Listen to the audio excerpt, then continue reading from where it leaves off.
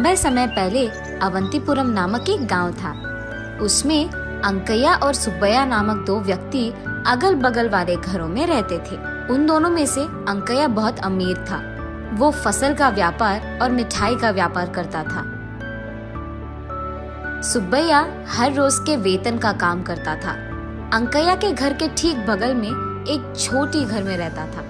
अंकैया को उसके अमीर घर के बगल में सुब्बैया एक गरीब घर में रहना पसंद नहीं आता था। उसको ऐसा एहसास होता था कि उसके वजह से उसकी घर की सुंदरता घट रही है। वो हमेशा यही सोचता था कि मौका मिलने पर वो सुब्बैया का घर हासिल करके उसे वहाँ से भेज देगा। अंकैया सुब्बैया पे गुस्सा के कारण हमेशा उससे कोई न कोई विषय पर जबान लड़ाता था, लेकिन सुब्बैया हमेशा अंकैया की इज्जत करता था। एक दिन अंकैया उसके मिठाई के दुकान में उसका व्यापार करते रहता है। वहीं से गुजर रहा सुब्बैया अंकैया को उसके दुकान में देखकर उसके पास जाता है। अंकैया साहब, कैसे हो आप? ये देख अंकैया एक अजीब सा चेहरा बनाकर सुब्बैया को देख ठीक है चल रहा है ऐसे कहकर वापस उसके काम पे लग जाता है। अरे वाह, आज तो सारी मिठाइयाँ एकदम अच्छी सुगंध आ रही है। कोई नई मिठाइयाँ बना रहे हो क्या साहब? ऐसे पूछता है सुब्बैया। और सुब्बैया को हमेशा तंग करने के बारे में सोचने वाला अंकैया ऐसे कहता है, ठीक है, पैसे देकर निकलो यहाँ से। पैसे? पैसे क्यों साहब? क्या क्यों? अब तक मेरे दुकान में बैठकर सारे मिठाइयों का सुगंध सूंघ लिया तुमने, उसके पैसे। हाँ क्या? सूंघने के पैसे भी देने पड़ेंगे? ये कहा कि नाइंसाफी है साहब। इंसाफ नाइंसाफी के बारे में बात मत करो, पहले पैसे देकर यहाँ से निकलो, ऐसे कहता है अंकैया। और क्योंकि सुब्बैया उसके बातों के व्यतिरेक नहीं बात कर पाया, वो चुपचाप पैसे देकर वहाँ से चले जाता है। और दूसरी तरफ अंकैया अपनी चालाकी पे खुश होकर ऐसे सोचता है, आज तो इसको बड़ा अच्छा बकरा बनाया मैंने। ऐसे अपने आप में खुश होते रहता है। कुछ दिन बाद एक दिन अवंतीपुरम पूरा ऊंची तापमान से जल रहा था और अंकैया उसके बंगला के बाहर बरामदे में ठंडी हवा के लिए इधर उधर चलते रहता है। उसी समय वो देखता है कि उसके घर की सीमा के एक पेड़ के छांव के नीचे सुब्बैया बिस्तर लगाकर आराम से विश्राम करते रहता है। उसके पेड़ के नीचे सुब्बैया को आराम से सोते हुए देख अंकैया को बिल्कुल पसंद नहीं आता है। क्रोध में वो सुब्बैया के पास जाकर ऐसे कहता है, अरे सुब्बैया। उसकी आवाज सुनकर सुब्बैया अचानक उठ जाता है। उसे देख उसको नमस्कार करता है। साहब, क्या हुआ साहब? निकालो पैसे, निकालो। मुझे पूछे बिना मेरे ही पेड़ के नीचे तुम विश्राम कर रहे हो? तुम्हारी इतनी हिम्मत? दो पैसे, जल्दी दो मुझे। क्या? पेड़ के नीचे सोने के लिए भी पैसे देने पड़ेंगे अब? ये कहाँ की नाइंसाफी है साहब। मेरे पेड़ के नीचे सोकर मेरे पेड़ की हवा लेकर मेरे खिलाफ बात कर रहे हो? पहले तुम पैसे निकालो, बात मत करो, पैसे निकालो। और क्योंकि सुब्बैया उनके व्यतिरेक बात नहीं कर पाया, उन्हें कुछ कह नहीं पाया, वो चुपचाप उसके पास बचे कुछ पैसे देकर इसे तो मैं भगा कर ही रखूंगा, ये फैसला करके अंकैया वहाँ से चले जाता है।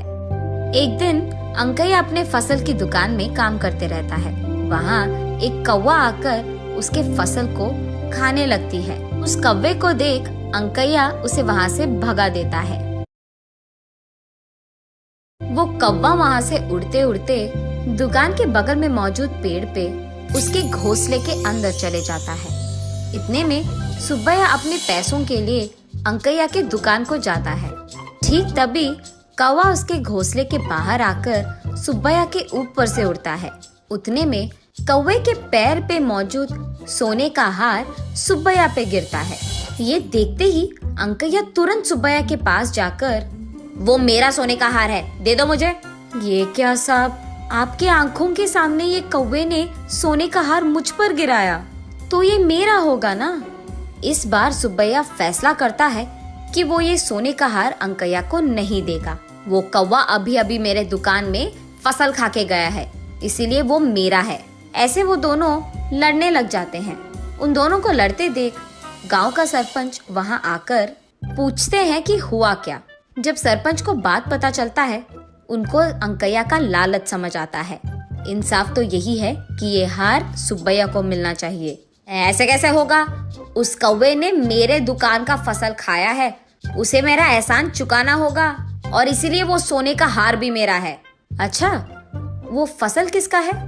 वो मेरा है साहब। कल ही मैंने वो सब अंकैया को बेच दिया है। उन्होंने तो अब तक उसके पैसे भी नहीं दिए। और क्या, क्योंकि उस कौवे ने सुब्बैया के दिए हुए फसल खाए हैं, वो हार भी सुब्बैया को ही मिलेगा। ऐसे नहीं चलेगा, वो सारा फसल मेरे दुकान में था, इसलिए वो मेरे ही होंगे।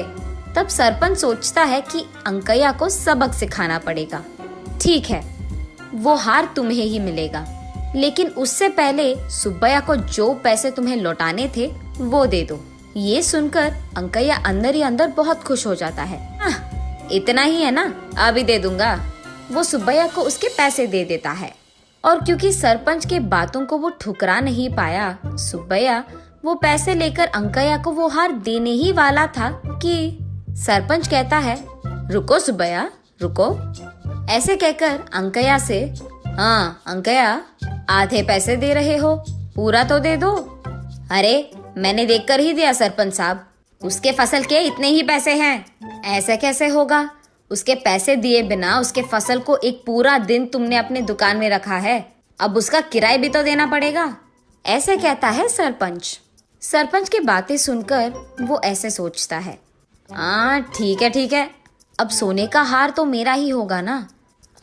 ठीक है, मैं बाकी पैसे भी लौटा दूंगा। फसल के सारे पैसे फिर से चुकाता है अंकैया। यहाँ सुब्बैया खुश होता है कि सरपंच ने उसका इंसाफ किया है और वो सोने का हार वो अंकैया को देने ही वाला था कि सरपंच फिर से, रुको सुब्बैया, रुको। अंकैया की ओर देखते हुए, अंकैया, सुब्बैया के फसल यहाँ रहने के कारण ही ना वो कौवा यहाँ आकर फसल खाया और इसी तरफ जाते जाते उसने उस हार को सुब्बैया पे गिरा दिया, इसीलिए इसके कारण तुम्हें और कुछ पैसे सुब्बैया को देना होगा। अब तक मैंने उसको ऑलरेडी दुगने पैसे दिए हैं, ये तो बहुत नाइंसाफ है। अच्छा, अगर एक कौवा तुम्हारे दुकान में फसल खाने के कारण वो हार तुम्हारे हासिल होना इंसाफ ही है, तो ये भी इंसाफ है। एक सोने के हार के सामने ये सारी तो छोटी चीजें हैं।